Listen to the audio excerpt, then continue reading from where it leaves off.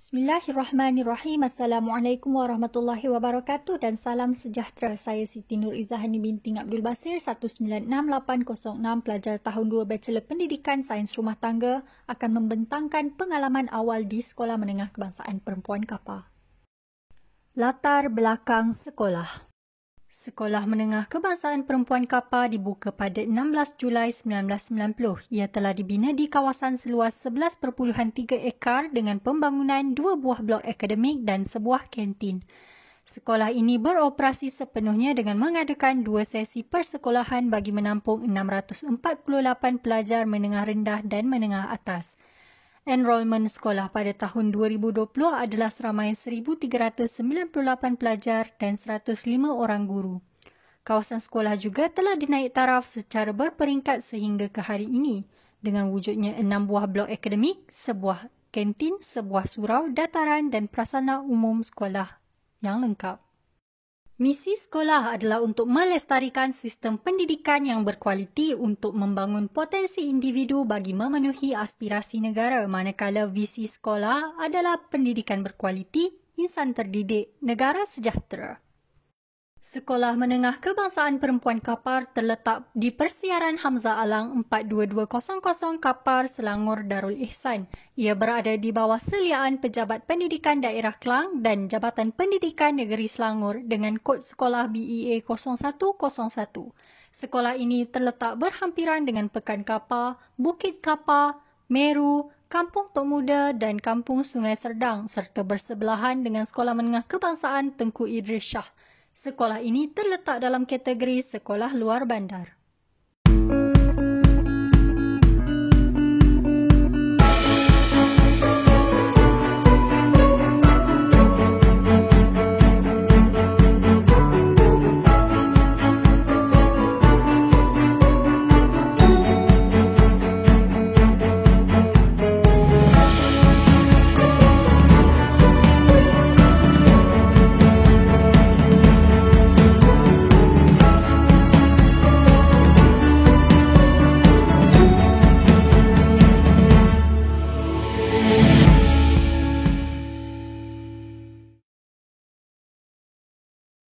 Pemerhatian terhadap proses pembelajaran dan pemudahcaraan di dalam bilik darjah.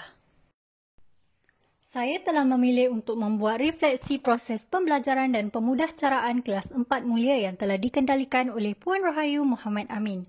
Tajuk yang diajar oleh beliau ialah Semangat Kerja Berpasukan Subjek Sains Rumah Tangga, Tingkatan 4. Kelas ini terdiri daripada 32 orang pelajar. Puan Rahayu membahagikan waktu kelas kepada 3 sesi iaitu sesi pengajaran, sesi pengukuhan dan sesi penilaian. Ketika sesi pengajaran, beliau membaca dan menghuraikan slide topik Semangat Kerja Berpasukan secara terperinci. Dalam masa yang sama, beliau turut berinteraksi dengan pelajar. Beliau akan bertanyakan soalan-soalan yang berkaitan dengan kehidupan pelajar supaya pelajar dapat memahami tajuk ini dengan lebih mudah. Kemudian, pada sesi pengukuhan, Puan Rahayu memberi kertas kepada pelajar untuk mereka menulis kelebihan dan kelemahan diri mereka dalam masa 10 minit. Kemudian, kertas tersebut perlulah ditukar dengan kawan yang lain. Kawan itu pula akan membuat penilaian kelebihan dan kekurangan rakannya dalam masa 10 minit. Apabila semua sudah selesai, beberapa wakil pelajar dipanggil untuk membaca kelebihan dan kelemahan yang telah mereka dan rakan mereka tulis. Akhir sekali, dalam sesi penilaian, pelajar perlu membuat latihan dalam buku modul yang mengandungi silibus dan tahap pencapaian terkini. Sesi ini penting supaya guru dapat melihat sejauh mana kefahaman pelajar terhadap pelajaran pada hari tersebut. Terdapat beberapa kelebihan dan kekurangan dalam proses pengajaran dan pembelajaran yang saya perhatikan. Antara kelebihan teknik pengajar dalam sesi ini ialah guru memberi contoh berdasarkan kehidupan seharian bagi memudahkan pelajar memahami topik tersebut. Selain itu, guru memberi galakan kepada pelajar untuk tampil ke hadapan bagi membentangkan dapatan mereka agar pelajar menjadi lebih berani untuk ke hadapan. Akhir sekali, kefahaman pelajar diuji dengan satu kayu ukur yang jelas iaitu melalui soalan latihan. Kekurangan yang boleh diperbaiki ialah ketika guru membaca daripada slide dan memberi penerangan, terdapat kumpulan pelajar yang tidak memberi tumpuan sepenuhnya. Tumpuan pelajar ini perlulah ditarik semula agar mereka fokus untuk belajar. Selain itu, tidak semua pelajar terlibat secara aktif dengan aktiviti di dalam kelas dan akhir sekali, soalan berbentuk penyataan fakta tanpa elemen kebat telah diberikan, jadi tiada proses pemikiran berlaku ketika kelas ini berlangsung. Alat bantuan mengajar dan bahan bantuan mengajar. Alat bantuan mengajar yang digunakan ialah skrin, komputer riba dan projektor. Alat ini bersifat pandang di mana pelajar perlu menumpukan perhatian di skrin semasa guru mengajar. Ia digunakan untuk menayangkan persembahan slide yang mengandungi kandungan pelajaran pada waktu tersebut. Kelebihan menggunakan alat ini ialah ia dapat menjimatkan masa kerana guru tidak perlu menulis kembali di papan putih. Kelemahan menggunakan alat ini adalah ia memerlukan daya tumpuan yang tinggi untuk fokus hanya melihat slide dan mendengar penerangan guru. Terdapat pelajar yang tidak dapat memberi tumpuan yang baik ketika guru sedang mengajar. Slide PowerPoint pula digunakan sebagai bahan bantuan mengajar bagi memudahkan pelajar bersama guru merujuk teks yang telah dikeluarkan daripada buku dan diterjemahkan dalam bentuk yang lebih menarik untuk tontonan pelajar seperti peta minda. Amalan pedagogi yang digunakan dalam bilik darjah ini berbentuk campuran antara kaedah pengajaran lama dan baharu, di mana sesi pengajaran berpusatkan guru. Guru menyampaikan kandungan pelajaran sepenuhnya kepada pelajar. Hanya sesekali respon daripada pelajar diminta. Kaedah ini merupakan kaedah yang paling mudah untuk menyampaikan semua kandungan pembelajaran kerana guru yang lebih banyak bercakap. Kaedah ini lebih bersifat indoktrinasi di mana para pelajar hanya mendengar dan menerima semua input yang diberi oleh guru berbanding mendidik pelajar untuk berfikir.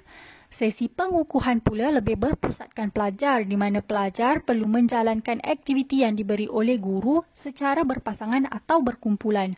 Beberapa orang pelajar sahaja yang diminta untuk tampil ke hadapan untuk membentangkan dapatan mereka. Saya percaya bahawa guru ini cuba untuk memberi pendekatan yang lebih berorientasikan pelajar secara perlahan-lahan kerana terdapat aduan daripada pelajar bahawa guru yang banyak melakukan aktiviti berpusatkan pelajar tidak mengajar. Sesi penilaian diadakan mengikut garis panduan kurikulum baharu yang menetapkan tahap pencapaian berdasarkan kompetensi pelajar untuk memenuhi kriteria tertentu dalam bentuk soalan latihan. Pada pendapat saya, guru ini memilih untuk mengamalkan pedagogi yang realistik bagi pelajar kelas pertengahan yang masih belum dapat membiasakan diri dengan keadaan pembelajaran berorientasikan pelajar sepenuhnya kerana mereka telah diajar menggunakan pendekatan berorientasikan guru sejak di bangku sekolah rendah lagi. Penyediaan rancangan pengajaran sebelum sesi pembelajaran dan pemudahcaraan. Guru perlulah terlebih dahulu merancang pengajaran dalam kelas supaya dapat melancarkan penyampaian isi kandungan oleh guru. Setelah melihat rancangan pengajaran guru ini, saya dapati terdapat perbezaan antara rancangan pengajaran harian dengan keadaan sebenar disebabkan pelajar yang lambat masuk ke dalam kelas.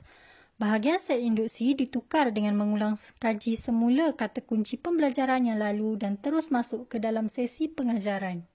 Berikut merupakan rancangan pengajaran yang telah dibuat oleh Puan Rohayu. Pelaksanaan kemahiran berfikir aras tinggi kebat dalam bilik darjah ini tidak begitu ketara. Soalan yang diberi secara spontan kepada pelajar hanyalah soalan aras rendah dan aras sederhana yang tidak memerlukan pemikiran yang mendalam, manakala latihan yang diberikan sebagai penilaian pula tidak menekankan aspek kebat. Cadangan saya untuk pelaksanaan kebat di dalam bilik darjah ini, ia boleh dilaksanakan secara ringkas dengan mewujudkan kumpulan kecil di dalam kelas. Guru boleh memberikan satu soalan aras tinggi tentang aplikasi teori untuk dibincangkan bersama para pelajar. Bagi membuat persediaan sebagai bakal guru, saya perlulah menguasai pengajaran abad ke-21 supaya dapat mengaplikasikannya dalam pelbagai keadaan. Selain itu, saya perlulah menguasai ilmu berkaitan dengan semua topik sains rumah tangga supaya dapat mengajar dengan lebih lancar. Seterusnya, saya perlulah meningkatkan kemahiran berkomunikasi agar saya dapat memastikan kelancaran hubungan antara guru dan pelajar dan antara sesama guru. Akhir sekali, saya perlulah bersedia terhadap sebarang perubahan yang berlaku di sekolah. Refleksi terhadap budaya sekolah dan budaya kerja. Aktiviti kokurikulum. Kejohanan Merentas Desa peringkat sekolah telah dianjurkan pada hari Jumaat bersamaan 31 Januari 2020. Latihan hanya dijalankan sekali sahaja iaitu pada hari Rabu 15 Januari 2020. Pada tahun-tahun yang lain, latihan dijalankan sebanyak 2 kali. Pengurangan jumlah latihan ini adalah hasil mesyuarat para guru yang mencapai kata sepakat bahawa keadaan cuaca yang panas terik ditambah pula dengan penularan wabak influenza A dan novel coronavirus COVID-19 akan menyebabkan para pelajar terdedah kepada risiko kesihatan.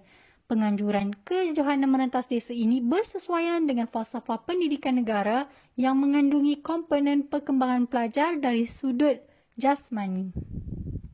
Proses pengendalian aktiviti kejohanan merentas desa di sekolah ini diuruskan oleh Badan Sukan Pelajar yang dikenali sebagai pemimpin muda sukan. Guru hanya bertindak sebagai pemantau dan pemudah cara untuk ahli pemimpin muda sukan. Mereka diberi taklimat oleh guru sukan iaitu Encik Kacu Madeng berkenaan dengan tugas-tugas yang perlu mereka lakukan sepanjang kejohanan berlangsung. Garis masa sepanjang kejohanan berlangsung adalah seperti berikut. Taklimat pelajar dan taklimat urus setia dijalankan serentak pada jam 7.30 pagi. Taklimat ini bertujuan untuk mengingatkan kembali para pelajar tentang perkara berkaitan keselamatan dan kesihatan juga untuk melancarkan perjalanan program. Sebelum memulakan larian, pelajar melakukan senam aerobik yang diketuai oleh Puan Nurul Jannah bersama dengan para pemimpin muda sukan. Aktiviti ini dilakukan bagi memanaskan badan peserta larian supaya kecederaan akibat kekejangan otot dapat dihindarkan.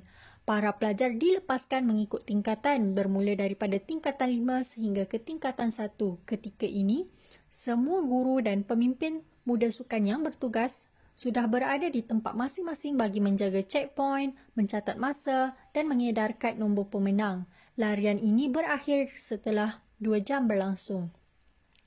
Peserta dikumpulkan semula untuk acara penyampaian hadiah, kemudian peserta perlu memastikan kawasan persekitaran mereka bersih sebelum pulang. Kepentingan kokurikulum dalam profesen keguruan adalah sebagai satu medium untuk mengajar kemahiran insaniah kepada pelajar, menjadi satu tugas guru untuk menerapkan aspek didik dalam kehidupan pelajar seperti kemahiran insaniah yang kadang terbatas untuk diajar dalam bilik darjah. Selain itu, aktiviti kokurikulum menjadi satu kayu ukur prestasi pelajar di luar bilik darjah untuk tujuan penilaian dan pentaksiran. Tanpa aktiviti ini, guru tidak akan dapat menjalankan tugas mereka dalam memberi penilaian yang telus kepada pelajar. Akhir sekali, kokurikulum dapat mengasah kredibiliti guru dari aspek kepimpinan dan pengurusan dengan menyelia pelajar dan menguruskan mereka di luar bilik darjah. Budaya sekolah. Budaya penyayang. Antara program dalam budaya penyayang ialah guru menyambut pelajar di pintu pagar.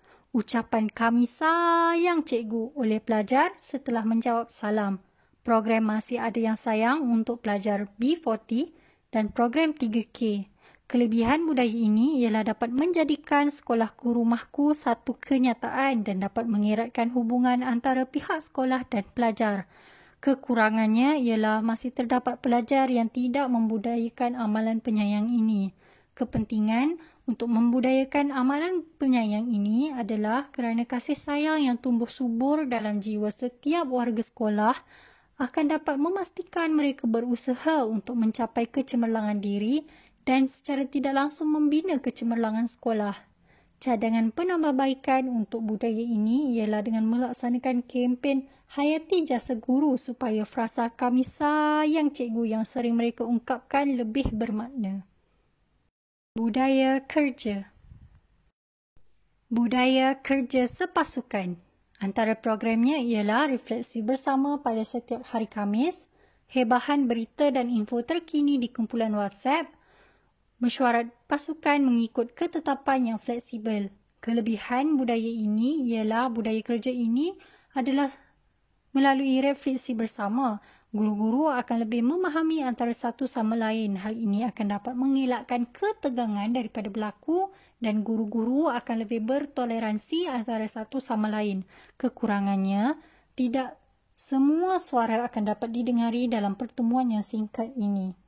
Kepentingan budaya ini ialah budaya kerja sebegini amat penting untuk memastikan setiap anggota organisasi memahami antara satu sama lain. Jadi, ia wajar untuk diteruskan. Cadangan penambahbaikan ialah guru-guru perlu memastikan hanya hal-hal penting sahaja dibincangkan semasa refleksi dijalankan. Rumusan. PALS dapat membantu saya membuat persediaan sebagai seorang guru. Persekitaran sekolah berbeza dengan keadaan di kampus dan PALS telah memberi ruang kepada pelajar untuk turun ke lapangan melihat guru bertugas. Saya telah membuat refleksi diri sepanjang 10 hari berada di sekolah. Melalui PALS, saya dapat menyenaraikan kelebihan dan kekurangan yang ada dalam diri saya sebagai calon guru. Saya dapati bahawa minat saya untuk bergelar pendidik semakin berkobar-kobar setelah menjalani PALS. Saya selesa dengan cara kerja guru yang berpasukan dan saya sanggup untuk berhadapan dengan para pelajar yang bermacam ragam. Kekurangan yang saya perlu perbaiki adalah dari sudut penambahbaikan cara berkomunikasi dengan pelajar dengan kaedah yang profesional. Saya juga perlu melakukan persediaan dan penambahbaikan ke atas pencapaian akademik, pengasahan kemahiran dan penglibatan dalam aktiviti kokurikulum agar dapat menjadi seorang guru yang kompeten untuk mendidik anak bangsa. Cadangan penambahbaikan yang boleh saya kemukakan untuk PALS adalah dengan menambah sekurang-kurangnya sekali sesi PDP bersama pelajar supaya bakal guru seperti kami dapat merasai pengalaman mengajar yang sebenar. Ia juga dapat dijadikan pendedahan awal kepada latihan mengajar pada semester akhir nanti. Hal ini akan memberi pelajar seperti kami sudut perspektif baharu untuk mempertimbangkan guru sebagai kerjaya kami. Sekian, terima kasih.